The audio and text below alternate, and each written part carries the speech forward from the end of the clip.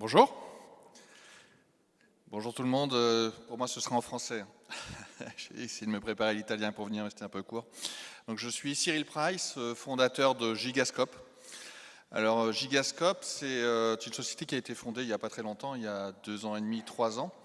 En fait, moi, je suis ingénieur et métier à la base. Je ne suis pas du tout dans le domaine du patrimoine. J'ai fait 15 ans à l'export où j'ai fait beaucoup de photos. Par contre, j'ai été publié dans des guides, etc.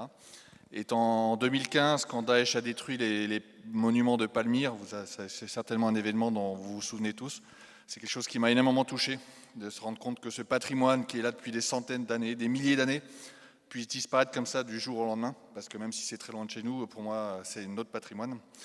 Et ça m'a donné envie de créer un dispositif qui permette de capter ce patrimoine dans les moindres détails. Parce qu'il y a déjà beaucoup de solutions, il y a déjà beaucoup de gens qui font de la modélisation, qui font des photos de résolution.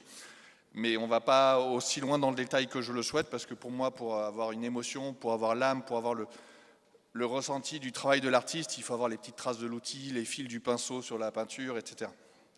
Donc j'ai commencé au début à développer une solution de photo gigapixels, donc 2D, qui était plus adaptée à des choses comme des tableaux, des vitraux, ce genre de choses. Et après, une fois que j'avais acquis cette capacité à créer des photos de très très haute définition, je l'ai mis à profit pour des modèles 3D, qui eux aussi, du coup, profitent de ce niveau de définition et permettent d'avoir des choses de très très haute définition. Alors, comme c'est très visuel, je vais vous montrer quelques exemples. 2 exemples, en fait, qui montrent un petit peu différentes échelles de ce qu'on fait, en partant de monuments. Donc, une première vidéo qui va vous montrer une modélisation partielle d'une des tours de Notre-Dame. Et comme vous pouvez le voir dans la vidéo, le point intéressant également, c'est qu'elle a été réalisée sans drone. Vous savez que de nos jours, ça devient de plus en plus difficile d'utiliser dans les drones. Dans les villes comme Paris, actuellement, c'est totalement impossible. Le préfet bloque tout. J'ai discuté avec des gens de Rome. Ici, apparemment, c'est très compliqué aussi. Donc vous allez pouvoir vous rendre compte que sans drone, on arrive à avoir des choses presque mieux qu'un drone. Alors on n'a pas le dessus hein, du monument ou de ce qu'on est en train de faire, mais je vous laisse juger du résultat.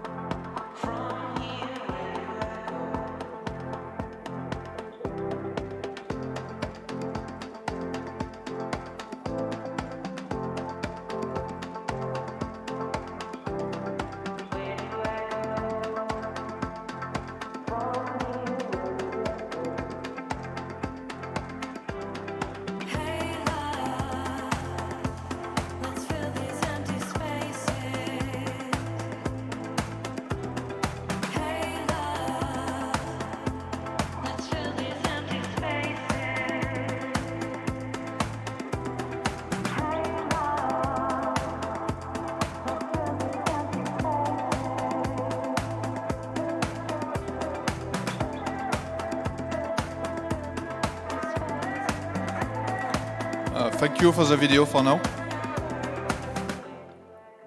Alors, la vidéo est assez longue, hein, donc je ne vais pas vous la montrer en intégralité. C'est peut-être pour vous montrer, je ne sais pas ce que vous en avez pensé, mais enfin, moi quand je regarde ça, j'ai une émotion qui passe. Hein, j'ai l'impression vraiment de voir le détail de tous ces artisans. Et c'est une des autres missions de Gigascope, c'est de montrer ce qu'on n'arrive pas à voir.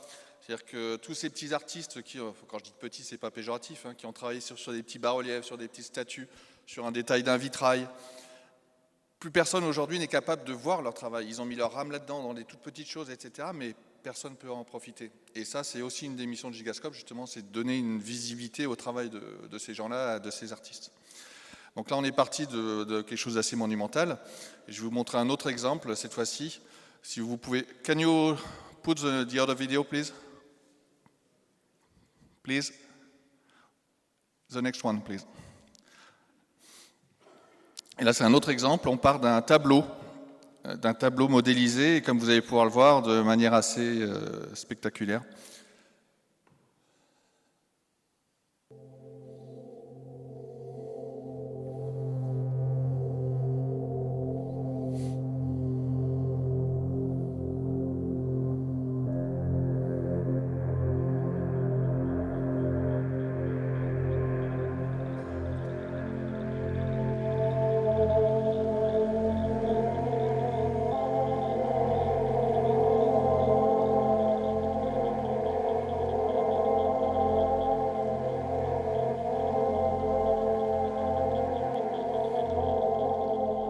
you lower the music, please?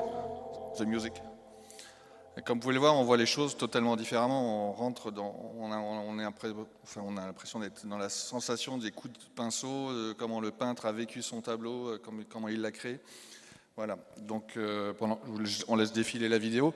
Et donc on fait des sujets, des pièces de monnaie, des tableaux en 2D, seulement en gigapixels, hein, mais qui permettent d'aller voir vraiment les petits détails, les pigments, etc. Et on a créé aussi des outils de médiation qui permettent de rajouter des points d'intérêt, hein, bien sûr, d'aller découvrir certains endroits du tableau. On a créé un système, par exemple, pour les enfants qui permet de découvrir un tableau. Un enfant, typiquement, quand il est face à un tableau, au bout de quelques secondes, ça y est, son attention est partie ailleurs et il arrête de le regarder. Enfin, je parle d'un enfant, mais les adultes, c'est souvent pareil aussi, c'est difficile.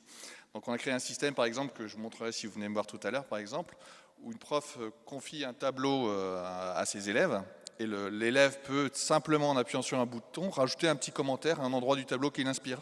Par exemple, s'il y a des petits personnages, il va imaginer un dialogue, il va décrire la scène, etc. Du coup, ça rend l'œuvre vivante. Lui, ça lui fait passer du temps parce qu'il imagine, il va passer du temps à voir ce qu'ont fait ses amis, etc.